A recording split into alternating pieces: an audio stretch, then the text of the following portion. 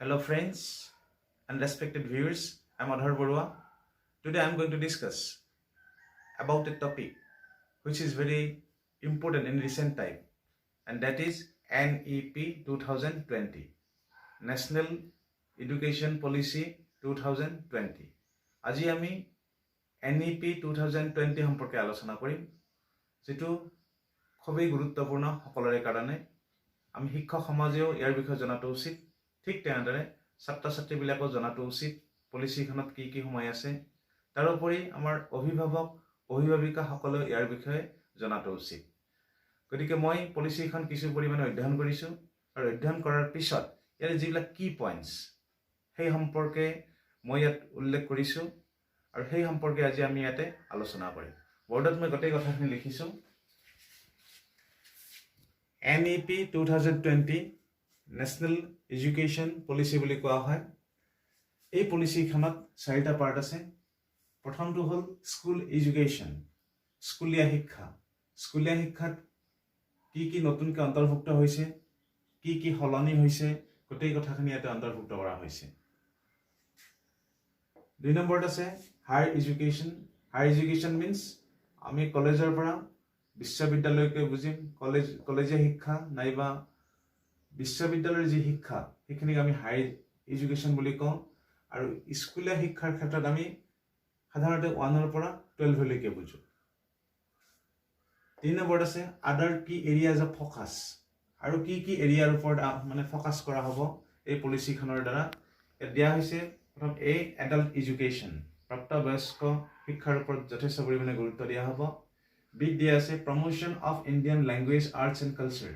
আৰু ভাৰতীয় যিবিলাক ভাষা, কলা, সংস্কৃতি এইবিলাকৰ ওপৰত যথেষ্ট পৰিমাণে গুৰুত্ব দিয়া হ'ব, আৰু ইয়াৰ বিষয়ে ছাত্ৰ ছাত্ৰীবিলাকক জ্ঞান দিবলৈ চেষ্টা কৰা হ'ব। C technology use and integration. ইয়াতে টেকন'লজিৰ বিষয়ে খুবেই গুৰুত্ব দিয়া হৈছে।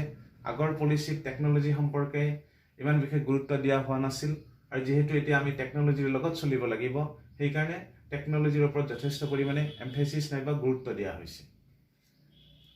4 নম্বৰটো হ'ল মেকিং ইট হেপেন। এইটো কেনেকৈ সম্ভৱপৰ হ'ব। Strengthening the central advisory board of education. Board এখন আছে যাক আমি সংক্ষেপে CAB বুলি কওঁ। গতিকে CABE means central advisory board of education বুলি কোৱা হয়, আৰু এই বৰ্ডখনক যথেষ্ট পৰিমাণে কি কৰা হ'ব, শক্তিশালী কৰা হ'ব। Be financing affordable and quality education for all. আৰু এই পলিচিখনৰ দ্বাৰা নাইবা সহায়ত সকলোকে কোৱালিটি এডুকেশ্যন নাইবা এফৰ্ডেবল, যাতে শিক্ষাটো সকলোৰে কাৰণে এফৰ্ডেবল হয়, সকলোৱে যাতে ধুনীয়াকৈ শিক্ষাটো লাভ কৰিব পাৰে, তাৰে ওপৰত যথেষ্ট পৰিমাণে গুৰুত্ব দিয়া হৈছে। চিত কোৱা হৈছে ইমপ্লিমেণ্টেশ্যন। ইমপ্লিমেণ্টেশ্যন আমি কেনেকৈ কৰিম। যদি এই পলিচিখন যদি ইমপ্লিমেণ্টেশ্যন কৰিব লগা হয়, চেণ্ট্ৰেল গভৰ্ণমেণ্ট লাগিব, ষ্টেট গভৰ্ণমেণ্ট লাগিব, NCERT, SCERT, আমাৰ শিক্ষক সমাজ, স্কুল, কলেজ সকলোবিলাকে এটা আবদ্ধ হৈ পৰিব। গতিকে সকলোৱে লগ হৈ আমি এই পলিচিখনক কি কৰিব লাগিব, ইমপ্লিমেণ্টেশ্যন কৰিব লাগিব। এতিয়া মই কি পইণ্টছৰ কথাবিলাক কৈছিলোঁ, ইয়াত কি পইণ্টছবিলাক মই লিখিছোঁ। এণ্ড ফাৰ্ষ্ট কি পইণ্টটো হ'ল India will have the highest population of the young people in the world over next decade 10 years। গতিকে ভাৰতবৰ্ষত নেক্সট ডিকেড মিনছ অহা 10 বছৰত যিটো আমাৰ য়ং পপুলেশ্যন, ডেকা মানুহৰ যিখিনি জনসংখ্যা পৃথিৱীৰ ভিতৰত ভাৰতবৰ্ষত হাইয়েষ্ট হ'ব, সকলোতকৈ বেছি হ'ব। আৰু যিহেতু বেছি হ'ব, সেই ডেকা চামক যদি আমি উচিত শিক্ষাৰে আগবঢ়াই লৈ যাব পাৰোঁ, বিভিন্ন ধৰণৰ যাতে আমি শিক্ষা দিব পাৰোঁ, তেওঁলোকৰ যাতে স্কিলবিলাক যাতে আমি ডেভেলপ কৰিব পাৰোঁ, আৰু সেইটো যদি সম্ভৱপৰ হয়, তেতিয়াহ'লে আমাৰ ভাৰতবৰ্ষ যথেষ্ট পৰিমাণে আগবাঢ়ি যাব। আৰু ঠিক তেনেকুৱাকৈ আমাৰ ভাৰত চৰকাৰে, গভৰ্ণমেণ্ট অফ ইণ্ডিয়াই তেনেকুৱাকৈ আমাৰ চিন্তা চৰ্চা কৰিছে। নেক্সট পইণ্টটো হ'ল education moves towards less content, how to be creative and multidisciplinary. এইটো এটা ইম্পৰ্টেণ্ট। এডুকেশ্যনত এতিয়া কি কৰা হৈছে, লেছ কণ্টেণ্টটো কমাই দিয়াৰ কথা চিন্তা কৰা হৈছে। কিতাপৰ যি বোজা, সেই বোজাটো কমাই দিয়াৰ কথা চিন্তা কৰা হৈছে। গতিকে কিতাপৰ বোজাৰ সলনি যাতে ছাত্ৰ ছাত্ৰীবিলাক কি হ'ব পাৰে, বেছি ক্ৰিয়েটিভ হ'ব পাৰে। গতিকে তাৰোপৰি আৰু এটা ইম্পৰ্টেণ্ট দিছে মাল্টিডিচিপ্লিনাৰী। ছাত্ৰ ছাত্ৰীবিলাকে যাতে বিভিন্ন ধৰণৰ ফিল্ডত আগবাঢ়ি যাব পাৰে। গতিকে ইট মে বি স্পৰ্টছ, খেলাৰ ক্ষেত্ৰতে হওক, গান বাজানৰ ক্ষেত্ৰতে হওক, নাইবা অন্যান্য বিষয়বিলাকতে হওক, যাতে ধুনীয়াকৈ আগবাঢ়ি যাব পাৰে তাৰে ওপৰত এই পলিচিখনত যথেষ্ট পৰিমাণে গুৰুত্ব দিয়া হৈছে আৰু সেইটোকে আমাৰ কি বুলি কোৱা হয় মাল্টি ডিসিপ্লিনাৰী বুলি কোৱা হয় next NEP 2020 is the first education policy of 21st century after 34 years or 1986 গতিকে NEP 2020 যিখন পলিচি সেই পলিচিখনক একবিংশ শতিকাৰ 21st century প্ৰথম পলিচি বুলি কোৱা হৈছে আৰু এই পলিচিখন আমি লাভ কৰিবলৈ সক্ষম হৈছো after 34 years 34 বছৰ পিছত গতিকে 1986 চনৰ যেটো পলিচি আছিল ৰাষ্ট্ৰীয় শিক্ষা নীতি আছিল তাৰে আধাৰতে ইমান বছৰ ধৰি শিক্ষাটো চলি আছিল গতিকে ইয়াক এটা সলনি কৰাৰ চিন্তা চৰ্চা কৰিছে আৰু হেতু সময়ৰ দাবী সময়ৰ লগে লগে আমি সলনি কৰিব লাগিব আৰু সেই কথাটো ভাৰত চৰকাৰে পজিটিভলি চিন্তা কৰিছে next is very important 6% GDP means gross domestic product will be used and it was 3% ইয়াত কি ক'ব বিচাৰিছো মই GDP gross domestic product বুলি কোৱা হয় গতিকে এটো 6% ইবাৰ শিক্ষা খণ্ডত ভাৰত চৰকাৰে ব্যৱহাৰ কৰিব and previously it was only 3% আগতে এটো কি আছিল মাত্ৰ 3% আছিল গতিকে 3 পৰা কি কৰিছে 6 কৰিছে গতিকে ডবল কৰিছে আৰু ডবল কৰাৰ কাৰণে মই ভাবো শিক্ষা খণ্ডই যথেষ্ট পৰিমাণে ইম্পৰ্টেন্স পাব আৰু শিক্ষা খণ্ডক আগবঢ়াই লৈ যাবলৈ ভাৰত চৰকাৰৰ কাৰণে যথেষ্ট পৰিমাণে সহজ হ'ব next this is very important degree will be 4 years instead of 3 আগতে আমাৰ ডিগ্ৰী 3 বছৰ আছিল 3 বছৰ পঢ়িলে আমি ডিগ্ৰী কমপ্লিট কৰিব পাৰো কিন্তু এতিয়া instead of 3 4 বছৰ লাগিব আৰু তাত কিছন সিস্টেম ধৰি দিয়া হৈছে আগত কেনেকুৱা আছিল কোনোবা ছাত্ৰ ছাত্ৰীৰ যদি চাকৰিৰ তাগিদাত নাইবা ঘৰৰ অসুবিধাত নাইবা আৰ্থিক সমস্যাৰ কাৰণে এবছৰ নাইবা 2 বছৰ পঢ়ি যদি ডিগ্ৰীটো তাতে আধাতে যদি সমাপ্ত কৰিব লগা হয় তেতিয়া কোনো সাৰ্টিফিকেট নাপাইছিল কিন্তু এতিয়া তেওঁলোকে সাৰ্টিফিকেট পাব এবছৰ পঢ়িলেও পাব 2 বছৰ পঢ়িলেও পাব 3 বছৰ পঢ়িলেও পাব আৰু 4 বছৰ পঢ়াটো সকলোতকৈ ভাল ইয়াত মই ধুনীয়াকৈ বুজাই দিছো এই কথাখিনি যদি এবছৰ পঢ়ে 1 ইয়াৰ তেতিয়া সাৰ্টিফিকেট এখন পাব 2 ইয়াৰ্স ডিগ্ৰীটো যদি 2 বছৰ পঢ়ে ডিপ্লোমা এখন পাব যদি 3 বছৰ পঢ়ে তেতিয়া কি ডিগ্ৰী সাৰ্টিফিকেটখন পাব দ্যাট মিন্স ডিগ্ৰী কমপ্লিট হৈ গল আৰু 4 বছৰ যদি পঢ়ে তেতিয়া হলে কি পাব ৰিসাৰ্চ সাৰ্টিফিকেট পাব আৰু ৰিসাৰ্চ সাৰ্টিফিকেট পালেহে ছাত্ৰ ছাত্ৰীবিলাকে পিজি পঢ়াৰ কাৰণে কি হ'ব এলিজিবল হ'ব গতিকে মাষ্টাৰ ডিগ্ৰী পঢ়িবলৈ নাইবা পিজি পঢ়িবলৈ পোষ্ট গ্ৰেজুৱেট ডিগ্ৰী লবলৈ ৰিসাৰ্চ সাৰ্টিফিকেটখনৰ যথেষ্ট গুৰুত্ব আছে তাৰোপৰি নেক্সট পিজিৰ ক্ষেত্ৰত আৰু এটা দিয়া হৈছে 1 ইয়াৰ অৰ 2 ইয়াৰ্স এটো অপচন এটা ধৰি দিয়া হৈছে ছাত্ৰ ছাত্ৰীবিলাকে যেতিয়া পোষ্ট গ্ৰেজুৱেট কোৰ্স কৰিব তেতিয়া ছাত্ৰ ছাত্ৰীবিলাকে 1 বছৰটো কমপ্লিট কৰিব পাৰিব নাইবা 2 বছৰটো কমপ্লিট কৰিব পাৰিব নেক্সট আৰু এটা দিয়া হৈছে ইয়াত নো এমফিল ইয়াৰ পিছত আৰু এমফিল পঢ়িব নোৱাৰিব ছাত্ৰ ছাত্ৰীবিলাকে এমফিলৰ যিখিনি ইম্পৰ্টেন্স সেইখিনি নাইকিয়া কৰিছে এমফিলৰ হলনি পলিচিখনত পিএইচডিৰ ওপৰত বেছি গুৰুত্ব দিয়া হৈছে next only one entrance in India to enroll in university গতিকে এটো এটা নতুন বস্তু সন্নিবিষ্ট কৰা হৈছে পলিচিখনত আৰু এটো এটা যথেষ্ট পৰিমাণে ভাল এটা পদক্ষেপ যদি ছাত্ৰ ছাত্ৰীবিলাকে ইউনিভাৰ্সিটিত নাইবা বিশ্ববিদ্যালয়ত যদি নাম এন্ট্ৰি কৰিব লগা হয় যদি এডমিশন ল'ব লগা হয় এন্ট্ৰেন্স দিব লাগিব আৰু অল ওভাৰ ইন্ডিয়া গোটেই ভাৰতবৰ্ষত এটাই মাত্ৰ কি হ'ব এন্ট্ৰেন্স পৰীক্ষা হ'ব আৰু সেই মতে ছাত্ৰ ছাত্ৰীবিলাকে সিলেকশন পোৱাৰ পিছত ইউনিভাৰ্সিটি নাইবা বিশ্ববিদ্যালয়বিলাকত নাম ভৰ্তি কৰিব পাৰিব আৰু এটো সকলোতকৈ ইন্টাৰেষ্টিং নো স্পেসিফিক ষ্ট্ৰীম পলিচিখন মতে আগন্তুক সময়ত আৰু স্পেশাল ষ্ট্ৰীম নাথাকিব আমি আৰ্টস কমাৰ্চ নাইবা সায়েন্স বুলি আমি ক'ব নোৱাৰো দ্যাট মিন্স এজন ছাত্ৰই ফিজিক্সৰ লগত পলিটিক্যাল সায়েন্স পঢ়িব পাৰিব পলিটিক্যাল সায়েন্সৰ লগত একাউন্টেন্সি পঢ়িব পাৰিব আলিলি কি একাউন্টেন্সি আমাৰ কমাৰ্চৰ সাবজেক্ট পলিটিক্যাল সায়েন্স আমাৰ আগতে আৰ্টছৰ সাবজেক্ট আছিল ফিজিক্স নাইবা কেমিষ্ট্ৰি আমাৰ সায়েন্সৰ সাবজেক্ট গতিকে ছাত্ৰজনে নিজৰ ইচ্ছা অনুযায়ী বিষয়বিলাক ল'ব পাৰিব গতিকে আলিলি কি হ'ল ছাত্ৰবিলাকৰ মাজত যথেষ্ট ধৰণৰ সুবিধা আহি পৰিল সন্মুখত বহুত সাবজেক্ট আছে আগতে যিবিলাক আৰ্টছৰ ছাবজেক্টহে পঢ়িব পাৰিছিল, লিমিটেড ছাবজেক্ট আছিল সন্মুখত। এতিয়া ছাত্ৰ ছাত্ৰীবিলাকৰ সন্মুখত বহুত ছাবজেক্ট আছে, আৰু ছাত্ৰ ছাত্ৰীবিলাকৰ নিজৰ ইণ্টাৰেষ্ট অনুযায়ী সেইমতে ছাবজেক্টবিলাক পঢ়িব পাৰিব। যিটো ছাবজেক্টত ছাত্ৰ ছাত্ৰীবিলাকৰ ৰাপ আছে সেইমতে পঢ়িব পাৰিব। গতিকে ছাত্ৰ ছাত্ৰীবিলাকে যথেষ্ট পৰিমাণে সুবিধা লাভ কৰিব পাৰিব এনেকুৱা ক্ষেত্ৰত। গতিকে এইটো এটা মই খুব ভাল পদক্ষেপ বুলি ভাবোঁ। নেক্সট, এই কথাটো আমি জনা দৰকাৰ, প্ৰিভিয়াছ একাডেমিক ষ্ট্ৰাকচাৰ, আগৰ যিটো আমাৰ একাডেমিক ষ্ট্ৰাকচাৰ আছিল, গঠনটো কেনেকুৱা আছিল, 10 + আমি 2 বুলি কৈছিলোঁ। 10 + 2 মানে 10টোক কি কোৱা হৈছিল, এজ এ 6 to 16। 10ত 6ৰ পৰা 16 বছৰৰ ছাত্ৰ ছাত্ৰীবিলাকক সামৰি লোৱা হৈছিল। গতিকে আল্টিমেটলি এইটো 1 to 10, গতিকে বয়সটো আছিল 6ৰ পৰা 16।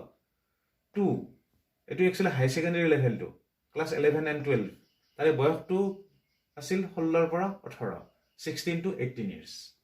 এতিয়া কি হ'ল, নিউ একাডেমিক ষ্ট্ৰাকচাৰ, নতুন ষ্ট্ৰাকচাৰটো কি আহিল, 5 + 3 + 3 + 4। এতিয়া ফ্ৰেকশ্যন বঢ়াই দিলে। ইয়াতে আগত 2টা ফ্ৰেকশ্যন আছিল, এতিয়া কি হৈ গ'ল, 4টা ফ্ৰেকশ্যন হৈ গ'ল। গতিকে আমি এই ফ্ৰেকশ্যনবিলাক পুংখানুপুংখভাৱে ধুনীয়াকৈ আমি বুজি ল'ব লাগিব, তেতিয়া গোটেই কথাখিনি আমাৰ ক্লিয়াৰ হ'ব। গতিকে এই যিটো 5 মানে ইয়াতে কি বস্তু সোমাইছে সেইখিনি প্ৰথম আমি জানিব লাগিব। প্ৰথম যিটো ষ্টেজ, সেই ষ্টেজটো কি বুলি কোৱা হ'ব, ফাউণ্ডেশ্যনেল বুলি কোৱা হ'ব। এই ফাউণ্ডেশ্যনটোকে কি বুলি কোৱা হয়, 5। ডেট মিনছ 5টো ফাউণ্ডেশ্যনেলটোত সোমাই আছে, 5 years। ইয়াত বয়সটো ধৰি দিয়া হৈছে 3ৰ পৰা 8, from 3 years to 8 years। আৰু ইয়াত কি কোৱা হৈছে, 3 years of প্ৰি প্ৰাইমাৰী, প্ৰথম 3 বছৰ প্ৰি প্ৰাইমাৰী বুলি কোৱা হ'ব। তাৰে লগত আৰু 2টা ক্লাছ পঢ়িব লাগিব, ক্লাছ 1 and 2, আৰু 2টা বছৰ যোগ হৈ গ'ল। আৰু ছাত্ৰ ছাত্ৰীবিলাকৰ বয়স হ'ব লাগিব 7 বছৰ নাইবা 8 বছৰ, ক্লাছ 1ত 7 বছৰ, ক্লাছ 2ত 8 বছৰ। গতিকে আল্টিমেটলি ইফালে প্ৰি প্ৰাইমাৰী 3 years, 2টা ক্লাছ 2 years, 3 + 2 মিলি আমাৰ কি হৈ গ'ল, 5 হৈ গ'ল। গতিকে এই কথাখিনি ছাত্ৰ ছাত্ৰীবিলাকে নাইবা অভিভাৱিকাসকলে, আমি শিক্ষক সমাজে ধুনীয়াকৈ বুজি ল'ব লাগিব। 5 মানে এই বস্তুটো বুজাইছে, প্ৰি প্ৰাইমাৰী 3 বছৰ, ক্লাছ 1 and 2 2 বছৰ, টোটেল আমাৰ কিমান হৈ গ'ল, 5।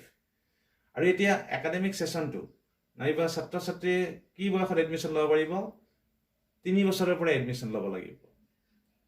গতিকে 3+ হ'লে ছাত্ৰ ছাত্ৰীবিলাকে স্কুলত এণ্ট্ৰি কৰিব পাৰিব। ইয়াত আৰু এটা দিয়া হৈছে ECCE। এইটো কি বুলি কোৱা হয়, early childhood care and education. যিহেতু এতিয়া ছাত্ৰ ছাত্ৰীবিলাকে আগতীয়াকৈ স্কুলত প্ৰৱেশ কৰিব পাৰিব, সেইকাৰণে আৰ্লি চাইল্ডহুড কেয়াৰ আৰু এডুকেশ্যন, ইয়াৰে কথাটো আহি পৰিব, ইয়াৰ ইম্পৰ্টেঞ্চটো আহি পৰিব। কাৰণ আমি ছাত্ৰ ছাত্ৰীবিলাকৰ যত্ন ল'ব পাৰিব লাগিব, আৰু সেইমতে শিক্ষা প্ৰদান কৰিব লাগিব। কাৰণ সৰু ল'ৰা ছোৱালীবিলাকক ভালদৰে কেয়াৰ ল'লেহে আমি ধুনীয়াকৈ ছাত্ৰ ছাত্ৰীবিলাকক শিকাব পাৰিম। আৰু এডুকেশ্যন মানে এই কথাটো বুজাইছে, এই বয়সত, এই সময়ছোৱাত ছাত্ৰ ছাত্ৰীবিলাকক বেছিক কথাবিলাকহে শিকোৱা হ'ব। তাৰে লগত মেনাৰ্ছবিলাক, আচৰণ নাইবা তেনেকুৱা ধৰণৰ সৰু সুৰা কথাবিলাকো ছাত্ৰ ছাত্ৰীবিলাকক শিকোৱা হ'ব। আৰু এওঁলোকক শিকাবলৈ, এই ছাত্ৰ ছাত্ৰীবিলাকক শিকাবলৈ কিছুমান ট্ৰেইন টিচাৰ, প্ৰশিক্ষণপ্ৰাপ্ত শিক্ষক শিক্ষয়িত্ৰী কিছুমানক ইয়াতে নিয়োগ কৰা হ'ব। নেক্সট, প্ৰিপাৰেটৰীত ক্লাছেছ 3 to 5, ডেট মিনছ 3, 4, 5 তিনিটা ক্লাছ প্ৰিপাৰেটৰীত সন্নিৱিষ্ট হৈ থাকিব। বয়সটো দিয়া হৈছে 8 to 11, 8ৰ পৰা 11 বছৰলৈ। নেক্সট, মিডিলত ক্লাছ থাকিব 6, 7, 8, ইয়াতো 3টা ক্লাছ সামৰি লোৱা হৈছে। বয়সটো কোৱা হৈছে ফ্ৰম 11 years to 14 years, 11 বছৰৰ পৰা 14 বছৰলৈকে। আৰু ছেকেণ্ডাৰী লেভেলত কোৱা হৈছে 4টা ক্লাছৰ কথা ইয়াতে উল্লেখ কৰিছে, নাইবা 4টা ক্লাছ সামৰি লোৱা হৈছে, ফ্ৰম 9 to 12, ডেট মিনছ 9, 10, 11, 12। ইয়াত বয়সটো 14ৰ পৰা 18লৈকে সামৰি লোৱা হৈছে। ইয়াত আৰু এটা নতুন কনচেপ্ট এটা ইয়াত দিছে, এইটো নতুন ধাৰণা, বালা ভাটিকা বুলি কোৱা হৈছে। সেই নতুন ধাৰণাটোক, সেই নতুন কনচেপ্টটোক বালা ভাটিকা নাম দিছে। ইয়াৰে বয়সটো হ'ব 5ৰ পৰা 6, ডেট মিনছ 1 বছৰে বুজাইছে। That means before class 1, class 1ৰ আগতে ছাত্ৰ ছাত্ৰীবিলাকে বালা ভাটিকাত 1 বছৰ শিক্ষা লাভ কৰিব লাগিব নাইবা ছাত্ৰ ছাত্ৰীবিলাকক বালা ভাটিকাত 1 বছৰ শিকোৱা হ'ব আৰু এই যে বালা ভাটিকাত শিকাব তাতেও কিছুমান ট্ৰেইন টিচাৰ আহিব প্ৰশিক্ষণপ্ৰাপ্ত শিক্ষক শিক্ষয়িত্ৰী আহিব আৰু তেওঁলোকে ছাত্ৰ ছাত্ৰীবিলাকক ইয়াতে যথেষ্ট পৰিমাণে জ্ঞান দিয়াৰ কাৰণে চেষ্টা কৰিব next বিফোৰ that anganwadi ages 3 to 5 আৰু বালা ভাটিকাৰ আগত অংগনবাদীত ছাত্ৰ ছাত্ৰীবিলাকক 3 বছৰৰ পৰা 5 বছৰলৈকে ছাত্ৰ ছাত্ৰীবিলাকক শিক্ষা প্ৰদান কৰা হ'ব আৰু এতিয়া অংগনবাদী যিখিনি ওচৰে পাজৰে স্কুল আছে সেইখিনি এটাচ কৰিবলৈ চেষ্টা কৰিব চৰকাৰে আমাৰ যিবিলাক এলিমেণ্টাৰী স্কুল আছে প্ৰাইমাৰী স্কুল আছে তাৰ লগত এটাচ কৰিবলৈ চেষ্টা কৰিব আৰু যদি দূৰত থাকে সেই অংগনবাদী চেণ্টাৰবিলাকৰ ইনফ্ৰাষ্ট্ৰাকচাৰটো যথেষ্ট পৰিমাণে ভাল কৰিবলৈ চেষ্টা কৰিব তেতিয়াহে আমাৰ এই পলিচিখনত যিখিনি কথা সন্নিৱিষ্ট হৈ আছে তেতিয়াহে ফলপ্ৰসূ হ'ব তাৰপিছত আৰু এটা ইম্পৰ্টেণ্ট কথা ইয়াতে দিয়া হৈছে exam only classes 3, 5 and 8 that means পৰীক্ষাৰ যিটো প্ৰেছাৰ সেইটো মানে প্ৰেছাৰটো যথেষ্ট পৰিমাণে কমাবলৈ চেষ্টা কৰা হৈছে আমি শিক্ষক শিক্ষয়িত্ৰীবিলাকে সাধাৰণতে পৰীক্ষাৰ ওপৰত বেছি জোৰ দিওঁ আৰু সেইটো ছিষ্টেমৰ কাৰণে আমি দিব লগা হৈছে ঠিক তেনেদৰে গাৰ্জেনবিলাকেও নাইবা মাক দেউতাকেও পৰীক্ষাৰ ওপৰত বহুত প্ৰেছাৰ দিব লগা হৈছে ছাত্ৰ ছাত্ৰীবিলাকক গতিকে সেইটো একচুৱেলি ফলপ্ৰসূ নহয় বুলি কৈ অহা হৈছে সেইটো এটা ভাল কথা নহয় ছাত্ৰ ছাত্ৰীবিলাক ইমান প্ৰেছাৰাইজ কৰাটো সেইকাৰণে এতিয়া পৰীক্ষাৰ সংখ্যাটো যথেষ্ট পৰিমাণে পৰীক্ষাৰ যিটো বোজা আমি বোজা বুলি কৈছোঁ সেইটো যথেষ্ট পৰিমাণে কমাই দিয়া হৈছে এতিয়া অকল ক্লাছ 3, 5 আৰু ক্লাছ 8তহে কি থাকিব পৰীক্ষা থাকিব বাকীবিলাক ক্লাছৰ ক্ষেত্ৰত পৰীক্ষাৰ ব্যৱস্থা নাথাকিব ঠিক তেনেদৰে HLC আৰু HS যিটো ফাইনেল এক্সাম সেই ফাইনেল এক্সামো নাথাকিব তাৰে সলনি ইয়াতে কি থাকিব গ্ৰেড ছিষ্টেম থাকিব গতিকে পিছত এই কথাখিনি আৰু আমাৰ ক্লিয়াৰ হ'ব যেতিয়া গোটেই ইনষ্ট্ৰাকশ্যনবিলাক আহিব আমি চিলেবাছবিলাক পাম তেতিয়া এই কথাখিনি পিছত ক্লিয়াৰ হ'ব যেতিয়া ইমপ্লিমেণ্টেশ্যন হ'ব ইমপ্লিমেণ্টেশ্যন হোৱাৰ পিছত গোটেই কথাবিলাক অহাৰ পিছৰ কথাখিনি আৰু আমি পৰীক্ষা সম্পৰ্কে আমি ধুনীয়াকৈ পিছত আমি শ্বেয়াৰ কৰিব পাৰিম ইয়াত আৰু এটা নতুন বস্তু দিয়া হৈছে coding from class 6 onwards class 6ৰ পৰা আগলৈকে কোডিং ছিষ্টেম এটা থাকিব থ্ৰু কোডিঙৰ সহায়ত students can learn games and application কেনেকৈ গেমছ খেলিব লাগে কেনেকৈ কিছুমান এপ্লিকেশ্যন শিকিব লাগে for multiple platform such as Android Windows and iOS এণ্ড্ৰইডৰ সহায়ত উইণ্ডোজৰ সহায়ত নাইবা iOSৰ সহায়ত iOS কি বুজাইছে মোবাইল অপাৰেটিং ছিষ্টেম এটাক বুজাইছে আগত আইফোন বুলি বুজোৱা হৈছিল এতিয়া মোবাইল অপাৰেটিং ছিষ্টেম গতিকে আল্টিমেটলি স্কুলবিলাকত ক্লাছ 6ৰ পৰাই ছাত্ৰ ছাত্ৰীবিলাকে কম্পিউটাৰ শিকিবলৈ সক্ষম হ'ব কম্পিউটাৰ শিক্ষাৰ ওপৰত যথেষ্ট পৰিমাণে হাইস্কুল পৰ্যায়তে নাইবা স্কুল পৰ্যায়তে যথেষ্ট পৰিমাণে গুৰুত্ব দিয়া হৈছে যিহেতু কোডিঙৰ কথা আহি পৰিল ছাত্ৰ ছাত্ৰীবিলাকক ক্লাছ 6ৰ পৰাই কম্পিউটাৰৰ ওপৰত জ্ঞান দিব লাগিব শিক্ষা প্ৰদান কৰিব লাগিব আৰু এখন স্কুলত যিমান এনৰলমেণ্ট থাকে সেই এনৰলমেণ্ট অনুযায়ী স্কুলবিলাকত বিদ্যালয়বিলাকত কম্পিউটাৰৰ যোগান ধৰা হ'ব নাইবা কম্পিউটাৰ ছাপ্লাই দিয়া হ'ব গতিকে এইটো এটা খুব ভাল পদক্ষেপ ছাত্ৰ ছাত্ৰীবিলাক আল্টিমেটলি টেকন'লজিৰ কথা বহুত কম বয়সৰ পৰাই জানিব পাৰিব নেক্সট ভকেশ্যনেল এডুকেশ্যনৰ ব্যৱস্থা কৰা হৈছে আগৰ পৰাই আছিল কিন্তু এতিয়া এই পলিচিখনত বেছি এমফেচিছ দিয়া হৈছে বেছি জোৰ দিয়া হৈছে next teaching learning will take place in mother tongue up to class 5 if necessary up to class 8 এইটো খুব দৰকাৰী বহুতে এইটো আগৰ পৰাই কৈ আছিল আমাৰ শিক্ষাটো কিহত হ'ব লাগে মাদাৰ টাং মাতৃভাষাত হ'ব লাগে আৰু পলিচিখন মতে এতিয়া ক্লাছ 5লৈকে টিচিং লাৰ্ণিং যিটো প্ৰচেছ শিক্ষণ যিটো প্ৰণালী সেইটো মাতৃভাষাত হ'ব আমি মাতৃভাষাত ছাত্ৰ ছাত্ৰীবিলাকক জ্ঞান প্ৰদান কৰিব লাগিব মাতৃভাষাত ছাত্ৰ ছাত্ৰীবিলাকক আমি শিক্ষা প্ৰদান কৰিব লাগিব ইফ নেচেচাৰী যদি প্ৰয়োজন হয় আপ টু ক্লাছ 8লৈকে আমি মাতৃভাষাত ছাত্ৰ ছাত্ৰীবিলাকক শিক্ষা প্ৰদান কৰিব লাগিব next in all classes Sanskrit subject will be available প্ৰত্যেকটো ক্লাছতে কিন্তু সংস্কৃত বিষয়টো থাকিব কিন্তু এইটো বোধহয় কম্পালচাৰী নহ'ব সেইটো অপশ্যনেল হিচাপত থাকিব যে পঢ়িব বিচাৰে তেওঁলোকে সংস্কৃত পঢ়িব পাৰিব next in secondary level students can learn foreign language secondary level means আমি কাক বুজিম from 9 to 12 secondary 9 to 12 ages 14 to 18 গতিকে ছেকেণ্ডাৰী লেভেলত ছাত্ৰ ছাত্ৰীবিলাকে ফৰেইন লেংগুৱেজ শিকিবলৈ সুবিধা পাব ফৰেইন লেংগুৱেজৰ ভিতৰত কোনবিলাক পৰিব ফ্ৰান্স জাৰ্মান ইটালী এনেকুৱা ধৰণৰ ভাষাবিলাক আমাৰ ফৰেইন লেংগুৱেজত পৰিব গতিকে যিবিলাকে ইচ্ছা কৰে এইটো মানে কম্পালচন নহয় পঢ়িবই যে লাগিব তেনেকুৱা নহয় এইটো যিবিলাকে ইচ্ছা কৰে তেওঁলোকে পঢ়িব পাৰিব অনলাইন ক্লাছৰো ব্যৱস্থা থাকিব তেনেকুৱা ক্লাছবিলাকত next to bring the focus back on education and learning Ministry of Human Resource Development MHRD will be redesigned as the Ministry of Education এটো যথেষ্ট পৰিমাণে ইম্পৰ্টেন্ট আমি আগতে কি বুলি কৈছিলো MHRD বুলি কৈছিলো Ministry of Human Resource Development বুলি কৈছো কিন্তু এই নামটো এতিয়া পলিচিখন মতে সলনি কৰিব আৰু সলনি হৈ নামটো কি হ'ব Ministry of Education হ'ব আৰু এইটো কিহৰ কাৰণে কৰা হৈছে যাতে